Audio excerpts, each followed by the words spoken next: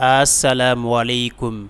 mari mu terinkandano sere sugo terinkana ki hakati yoda suraga nasu kuni naut Mali, Mauritanie, Sénégal, Gambia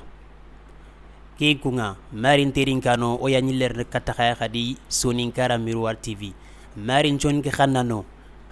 angana mugunan Soninkara Miroir TV sel nyani aga khadanga YouTube kenkunga o tidin khere khere ndano ko kama ayageni Ibrahima Baba Sall Serigantara Kongo Serida, maire de la commune de Bakel, député département de Bakel,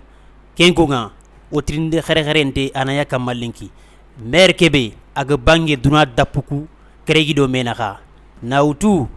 Amérique, Afrique, Océanie, Asie. Kengonga, on a micro laga, on a passé Kataime, ana foko soninka lomu na fomu kudo ina katal khamini kudo obucharni trindunga ogi trindinei. Voilà Kenyani, donc merci beaucoup angara digamen kininga nga hakunyini hakunda ha organisation be angatu hay gollenyana pour na kumpa mbogo suruna khanga dans le cadre vraiment de l'action politique aujourd'hui be angatu échange né kenko ngo mare mu auditeur nu kusu kunyini ni mamana pour terenke be iga aterinkana kudiyani mare mu terinkandano au choix ni monsieur Ibrahima Sall adigan kanne ke mu gudome kenko nga digamu ku ibakalato kendi metana kenka di metana monsieur Ibrahima Baba Sall maire de la commune de Bakel kenko nga otrinde farana manni kati ambuchanya na mer nga dango kiluku beni aniraga anniko maro munda yo sumpundo katinda asu yanterinkana nga dangi kilu beni c'est trop lante ken kono c'est énorme parce que j'ai d'abord fait la marine marchande alors sinon sik de Berino je devais sortir comme alors commandant au long cours Koubeni Angatu yana bateau nuku urindini les grands bateaux dernière génération alors ken kuma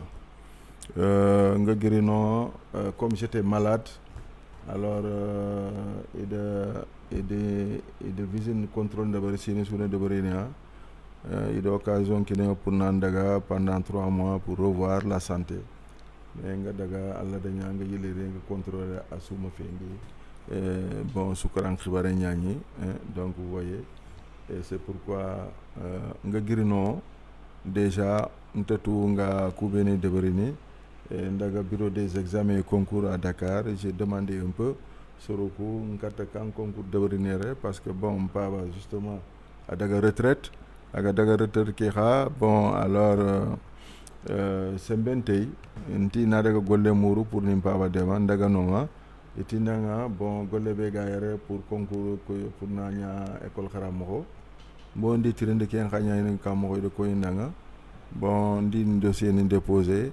alla de nyaawu concours ke de bare ensuite on a fait la formation il est affecté à Saint-Louis le grinong bon ndaga dans le Matam ensuite ngari bon Bakel Kotanyogo mpaba dinti ade atindanga bon ngado ku beni debere asirenyani sasa na mulla na daga nkarango ni continuer parce que kenga aga birene ado nkohono kusu di man di mbayni bon dunan khibare angama karabana anyigena c'est vrai que agar ken ko inanga en son temps di mama parce que nke ga effort no be debere ni pour mpaba na dema ado koreke lanterini Bakel aga ko ndigamu ko ni danga après déjà presque sinon nakati mais kaso sunga demana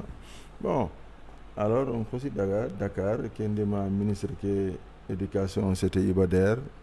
de audience muru ade ngutu nda digame mbugutu digame alors donc occasion nyani toujours nga akunyini aga nokombe lenki nga alla nyagana harna deni aljanna khoru parce que yigo nyane ada fo debre nga sere suma debari akenyi me andin kharangu ntuga adi affecté Dakar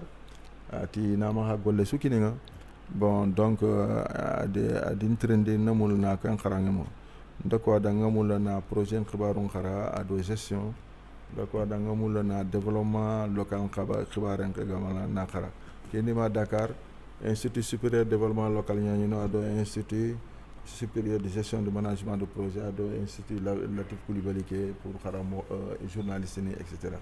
Bon donc ça a coûté à peu près un peu moins de 6 millions 5 millions quelques ke a kota nga ada chef ndeboni nga 6 millions ti nga na daga USB ke nga kati port na daga khalis ke retiré no comme wuron kiñe so ba fanan daga de sakos le men ngobo alors ndaga tilen donc ke ngobo ndaga dono taxi ni leni ndo mi nga kiñane kesi nga bon anda carte d'identité nga de kine ado cheke ada khalis kine ndoro sake ndalla siki fola ke pour na fay parce que bandin khibaro après ngosiro ndaga fenu kutuwa bon nga daga ken kha puisque ndaga mpaba digamenya ati nanda khara alla de newondi bane mo problème kita ini affecté Dakar hari ngama dag golinya problème tay deuxièmement khalsin khibare pour nan golinya pour nan khara alla dindema kenga ken su akite ngadi mpaba digamun teringa troisièmement nga daga aussi institut supérieur nga yigo kebe ga no nga kan adi ñoo do fedde ñogo dobere a toñan Abdoul Bokar kan oga alphabétisation dobere ni a mama yigo ñani kenga aga den trende tout ça bon nga den xibarun ko ati nanga bon ça anke nga il faudrait que na directeur étude ke écrit adi ken écrit adi ndeni a bureau on a fait à peu près 20 minutes d'entretien ke ñi lerini ati nanga bon ke à culture générale ke entre la première année atteindre directement en année de master 1. Bon, kendima master ninga jopé Dakar, Sénégal. Alors donc on a continué et chemin faisant à la dernière, bon, on a kendiga moubane, juste comptable qui est pour nga tugana, ati nanga ankeni minanke ndanga bakeli Kenya, ati bon ntio. Ati me oko o mawo yigo nyogo ide to hara no nga fedde nte amawo yigo to ati Abdoul Bokar kan nti oko fedde o yande ken fedde de kenka alla demande nga Kenya ni bon ngada bon finalement nga furna ku ben tuga maken tuga alors pour nga furna sinu sikibe de berno ensuite ndaga fait institut supérieur non ka nda chamni no bon ga khifatene kene kaskas nya mama yigo a griti nonya bon donc digame ke na defondi nga dungin paba danga ala de kilen ci ronde kunchu menga kunchu kharanga bon nga bogu keta idindeni division alors idindeni division communication marketing et mobilisation des ressources alors nga giri nonga ndaga au centre national ngiri nonga idindeni comme conseiller technique au ministère de la culture et de la francophonie. Ensuite il est nommé coordinateur de la CCCAF, cellule de coordination des activités de la francophonie au Sénégal. Alors ngiri tinonya bon nga daga Macky Sall parti nga il y a conseil technique, il a affecté Douta Sec. C'était donc la dernière position que j'ai occupée véritablement au niveau donc au niveau de ma carrière administrative. Voilà, après au conseil politique parce que il din salaire ngutu parce que ko gagné à père kendima way sigendini soro ko magawo am fongo yumo ñeri bon ko meni do salaire coupé Abdoulaye Daouda Diallo l'acteur ministre des finances il a relevé, on a arrêté son salaire, c'est Macky Sall Khassosu on a 250 000 francs qui alors il y avait Mbaye Ndiaye Moussa Cissé le député Niani bon Abdoulaye Wade di beaucoup assemblée bon qui est au rôle politique bon Kenya ni au fanké sino sik pour bon ma la gagnana Macky Sall ga ki ñene len ci pouvoir donc c'est à peu près cela ce que nous avons fait au plan politique maintenant c'est énorme parce que o fanke buru pour sorogabunaro parti ke kendima pour Macky Sall yime anan daga debu gabu o daga donon préparé pendant des mois et des mois pour que président yime on a forcé o garini inkene membre de la direction du parti alors donc dono ñani oga sugandini pour Macky gatahu suganden xibare nga pour les députés nke yimme ñi candidat je n'étais pas candidat à la députation bon atindanga comme ñani coordinateur département kendima nke Goudiri do Bakel ñani coordinateur APR bon nga tampiyani présidente nate ngara nakini seratana bega nonga kendima jumo soirée bega non sasa ni français de temps en temps yerini ndaxri bon o digamu ar golle nji quoi ma lenki kota ke an non xisse. Ok, merci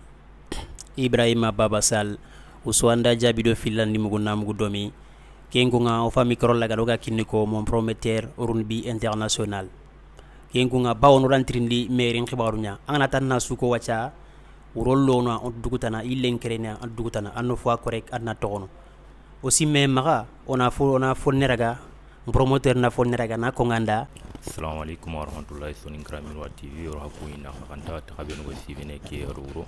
wonat kharanga bone sen ke or ko kharanga dungere ana gaire sonin galmen juwa duwale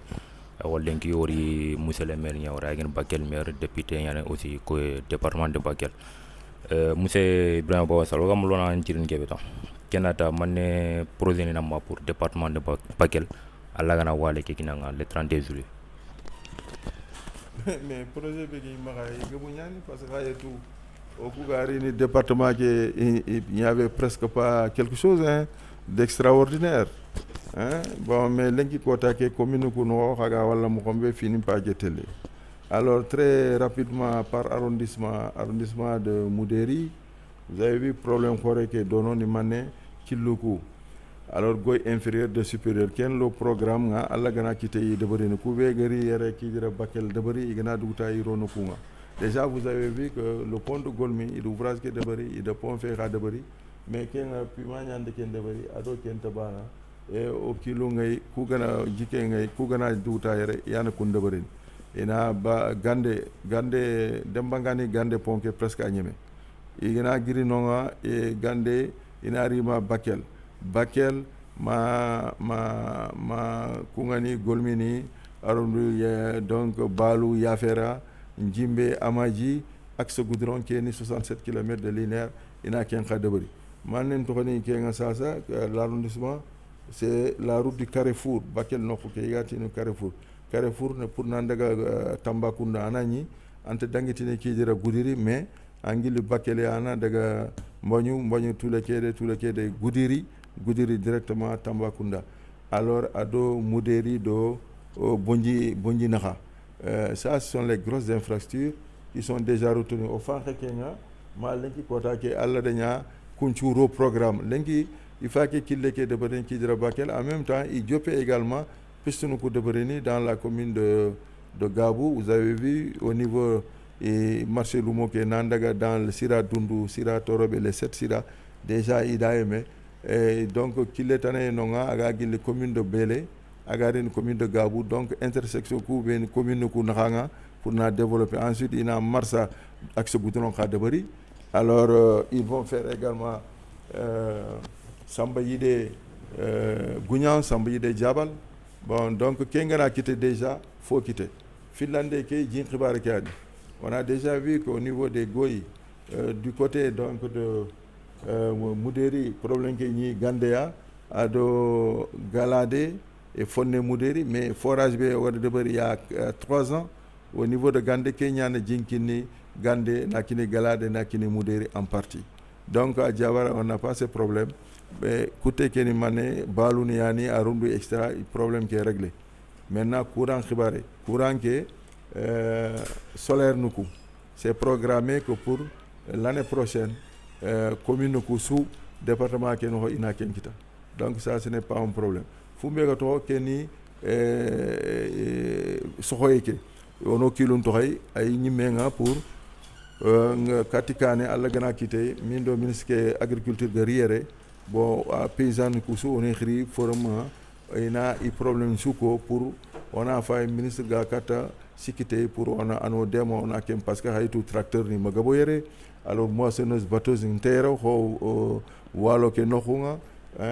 la vallée donc kuno falle mais il faut que ku matériel sunari parce que kuno golignano nyano ya jingo maka qui ngayre si on a le matériel on pourra faire le bon travail et ce qui va rester c'est quoi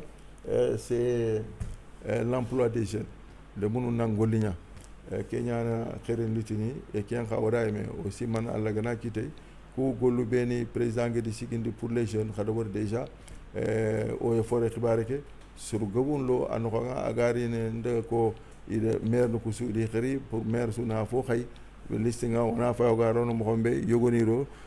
kamo siki do tandume do yumu segi sa yere iga golignana mais on te xembene kenga kene première phase deuxième phase moko continuer pour su on en panke pour le mun nangoligna alors finlande ke pour golen xibare keni port be ga tagana gunde na do aéroport ken xa gana démarrer ante dalana ina golle ke joppa ken kota riera pour aéroport ke ida réunion d'abord préfecture ke xaso gana kara itelle gabu na réunion d'abord nonga parce que port bakel ke aéroport bakel ke ana commune gabu a commune ñiñenga donc ina daga dono ina même mugu suru beni ga fonkara igitu fumbe kinia pour ana lato no ina kata de port no aéroport igana taga noko ado ke université be afage tagene sasa pour o étudiant ku alors ado hôpital sous régional iga tagana yere base bi ke kara 1 kilomètre carré Mali Mauritanie Sénégal ya kafu kenga mais nga si mana maga do fo bogu khotenga parce que il y aura au moins plus de 2000 emplois pour les jeunes. Bon, donc écoutez que on étudiants on est encadré ma alla go demande khumene inanya de grands responsables, de grands dirigeants, de grands leaders à Bakel dans le pays et à l'extérieur. Ken khay fo kapo Bakel kitenga parce que igana ni noxusu mi ga fankre ikarana. Bon, écoutez que arrondissement qui dira disons Belé qui dira Belé Sinjufisa donne un problème que ni mané fankane ke kara pour agriculture ke ndekenko problème kute ke keni ina poste de santé case de santé ni kita oda yeme problème bane be gay surtout ji dans les senoji sinchu fisani noko ke ma nan li ma fete golumbi wali jara gambi jawbe alors nandaga makati seno isaga kunchu na fere nya forage ko tutani ndiaye mais faut no forage na khati réparer no to filo bon mais oga fumu be xamma sasa parce que nde fait de xore sigindi pour jin xibare nga ay magar fo de bere kenya ni réseau des maires du bassin du fleuve Sénégal Mali Mauritanie Sénégal Guinée ka fuke nga ñani xirsenga or sigindi depuis 2009 sasa jin xibare ke o de financement ñewo kita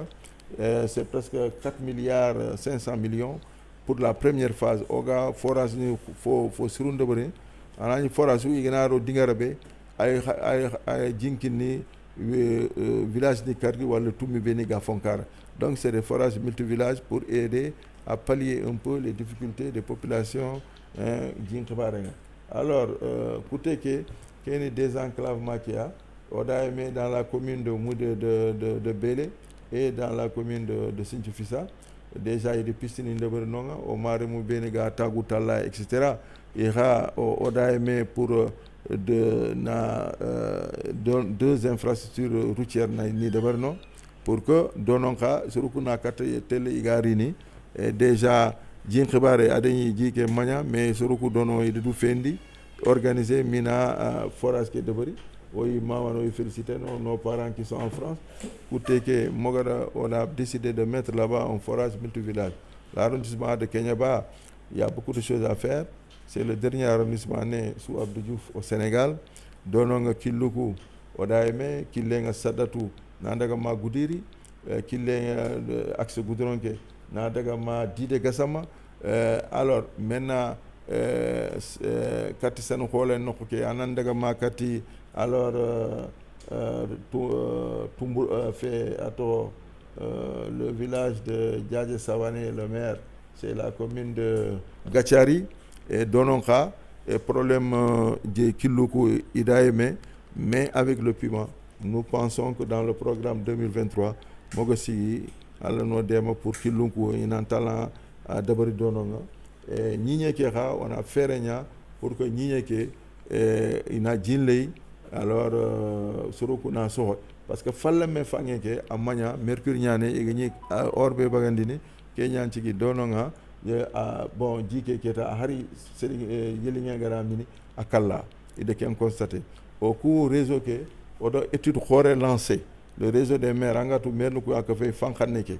qui est un réseau à de 500 millions débloqués pour le cabinet Gérard, Kenyan étude qui est de Brini, Agana de Brini, Magato Danga, Manene qui est un problème réglé, donc au niveau du Sénégal, parce que fallait mener fleuve Sénégal qui est Filouani, fallait mettre Sénégal, Mali, ado fallait mettre Guinée, bon sans compter le fleuve également, au 4 camps projet Bagandini Fangeke, Agadini Soroko Nafa, au 4 camps projet de Brini, Diamanoku Naha, pour que les Mounoukou, au lieu de télé, bon, il y a télé, etc. Mais surtout pour que vraiment qu'il y ait de la sécurité, la stabilité, la paix et donc le développement, faire en sorte que les Mounoukou, il y a un projet qui est à Golignanate. Kenyan parce qu'on a remarqué aujourd'hui que les terroristes là étaient les deux frontières ou quoi, également nous recruter ils fait ni les héros ne métier mais les bons on a des kenkan on a golle muro afogabe danga kenka magado dema. Alors fi bega bata c'est également dans la zone de l'arrondissement de Kenyaba Gouné Kega Mohombe. Déjà on a entrepris avec le maire de Madina Fulbe et de délibération d'Abari sur 20 hectares pour Oga Parc Ndabari. Parce que le parc de Tambacounda de la région alors, donc, est en train de connaître des difficultés. Or, hier, il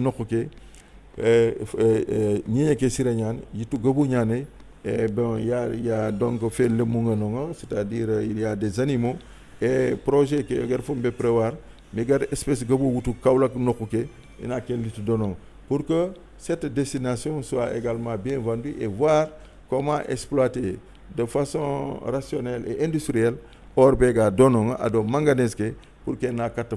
équité, mais il faut également Sénégal économique. Bon, évidemment, Kiloukou toujours, surtout dans la commune de Sadatou, c'est la plus grande commune là-bas, il y a toujours des difficultés, il faut toujours voir comment on peut trouver des solutions à cela. Bon, voilà, grosso modo, les grands projets en ligne de mire que nous avons pour le département de Bakel, c'est-à-dire Fini Ani, il faut qu'on ait une fondation de base parce que le Kenya le Kenya mais lenki pour que Allah nous déma mais quand tu as quitté anani aussi au mehama au terrain domaine au nyandame parce que Bakel population politique au Kumagabo c'est 50 000 personnes qui vont dans le département. Le quartier Béangatu a le monti Dakar sous ayoku population département qui double Kameta. Donc au coup comme au Magabo on a fait rien qu'un on a méré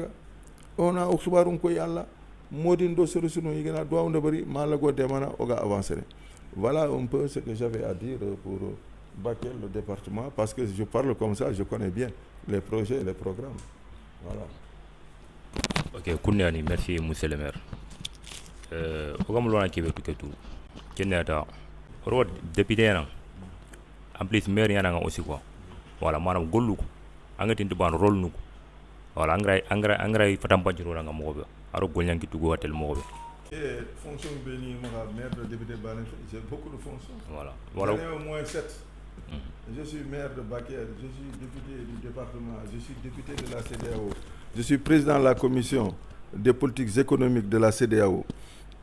je suis le président du réseau des maires du bassin du fleuve Sénégal, je suis le président du réseau des parlementaires pour la protection de l'environnement au Sénégal. Donc, je suis dans beaucoup de choses et président du conseil d'administration donc de sociétés et d'instituts nationaux au Sénégal.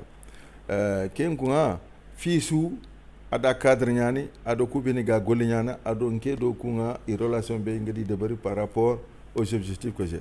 C'est simplement un problème d'organisation et de méthode dans le travail qui nous permet aujourd'hui, partout où nous sommes, de faire donc des résultats et des avancées notoires. Vous avez vu, Bakel a changé. Bakel a changé. Parce que je connais bien le développement local. Je connais. Lenki Kotake, à Bakel, depuis que je suis maire, on a fait, je crois, 36 projets réalisés et en cours. Je crois bien. C'est là. Voilà. Donc, qui est mané? Je connais les problèmes de Bakel depuis que j'étais jeune. Donc, je suis allé vite sur la question. Et ensuite, je connais le département, parce que nous tournons dans le département pendant 29 jours. Je connais tous les villages de Surugoué, de Terinka. Nous avons un plan de développement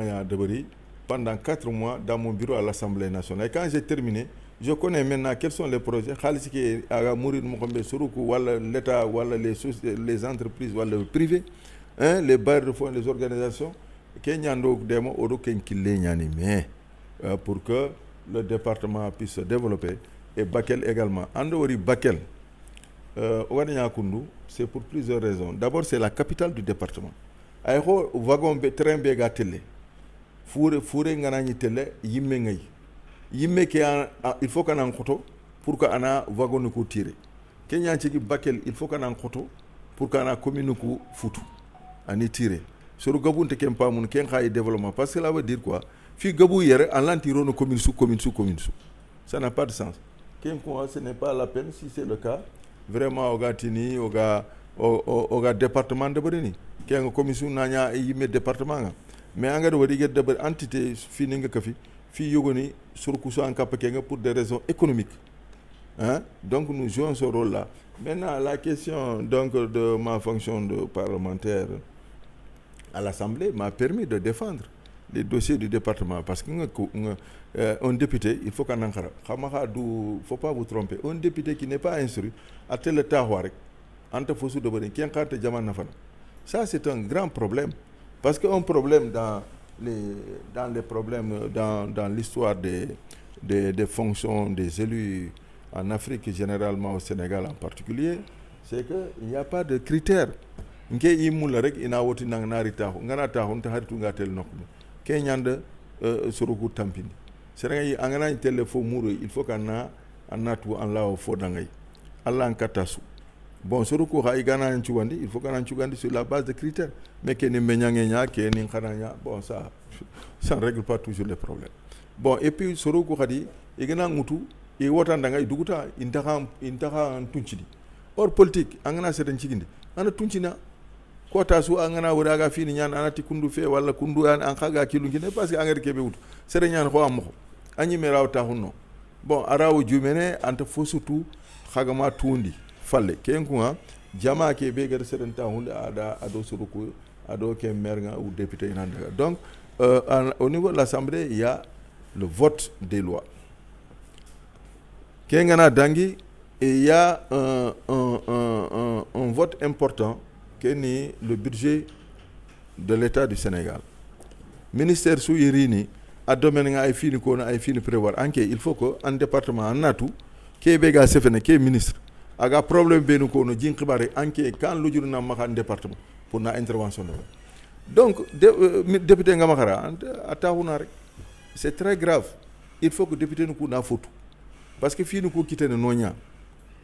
angade wori igari ni ma assemblée iga fini ko no igati ni député nanchefe c'est pour député ni mokoninko et département donc qui est finlandais sikande au niveau de l'Assemblée donc du Parlement de la CEDEAO j'occupe la première commission la plus importante c'est la commission des politiques économiques du NEPAD et du secteur privé alors Kenya ça veut dire tout hein, l'économie aujourd'hui les 15 pays c'est des politiques d'intégration on a quand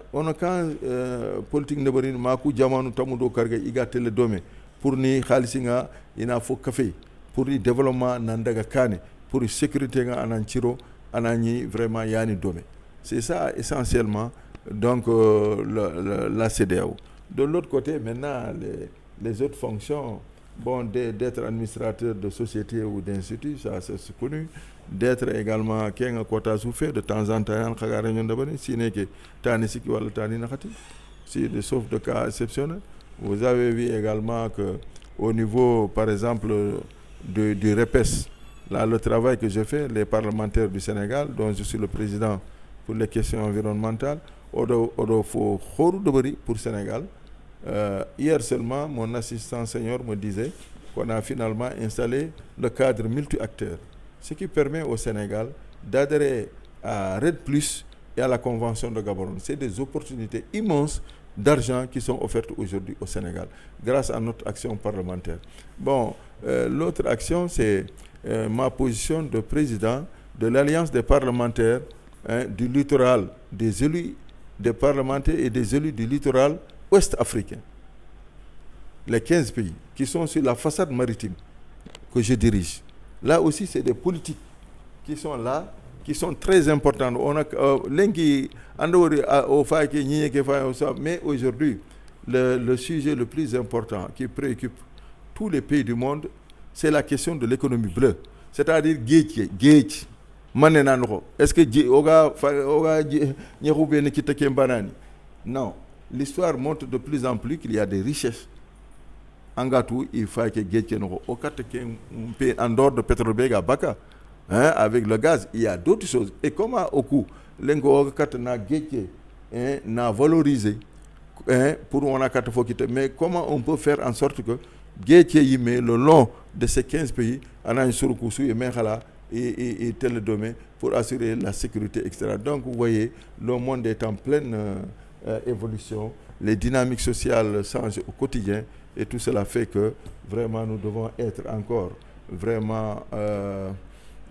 au devant pour mieux maîtriser, donc voir les choses se développer selon effectivement les orientations et les souhaits que nous aurons donnés. Donc ça c'est comme ça. Maintenant le reste c'est vraiment les questions de responsabilité politique au niveau du département de Bakel. Bon, ici, au coup, maire, nous sommes oui, mais parce qu'au coup, nous sommes le Mounia, il est où pour un département qui est Golien, Allah de Nia au sud de maire. À Banesou, le 4 fois dans un indéma, le 4 qui est en qui traîne Kadema. Voilà, on peut résumer de façon rapide vraiment ces questions-là. Ok, Koundéani, Soningra Miwar, Kabino TV. Hamamu abonné sen ki xana like et puis xana partager aussi monsieur le maire autant da man dernier message ma kati département de Bakeromo pour voter Kébé Garine quoi. Bon, voter Kébé Garine le 31 la gana quitté nga fu mbebe ñaga na suru vraiment o maremu ina ndurkoto ina tu o ku fonto ma département ki fono ko ma ana Allah ma ado agre kubeni ta hundi keni pouvoir nya on a daga kati pouvoir on a woti danga mo siri ina tu o ku fonto ma aha odo gollende bari atoki ikunga ina fayiga fumbe nyano danga mais o ku magabo e tankar ge ujine sere nyangoten département no angana daga Dakar ngara ko mo hombe legal be angatu aya le montana su a population en pour ko population kameta donc ko forina meraga saxe fabe on a wote ken noxu isuna wuri département Bakel idi semben lo pouvoir ka o kuna moyen kito o ga table kata igo répondre pour on a jingita on a courant kita on a dispensaire ni kita on a sahani kita on a développement o de munna gollinya o le munna khara o ina njare etc ainsi o khana fo kita anda wari futa nokuke ikuno kundunya c'est-à-dire futa hada wari ay igo ko devancer akito quoi parce que ku dalla opposition ke o dalla LD parce que Ablaye Bacci no mare menya bon c'est bien mais lenki ko take o do manne kiti haribane iday me ko suju Bakel avancer ka mako kuna opposition nya o dalla opposition ke o mo fosu kite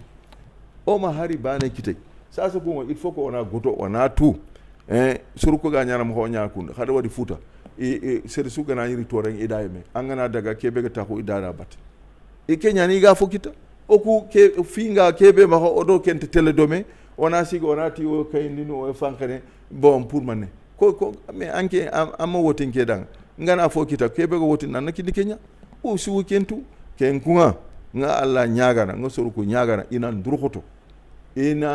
debo ko su nohonga opposition o kunte kento ku nafana mpa opposition ni o yumurunu ogana kita alla anatu ogama kita alla anatu ogana kita khadi no kilunto o sorunga ken potra or aujourd'hui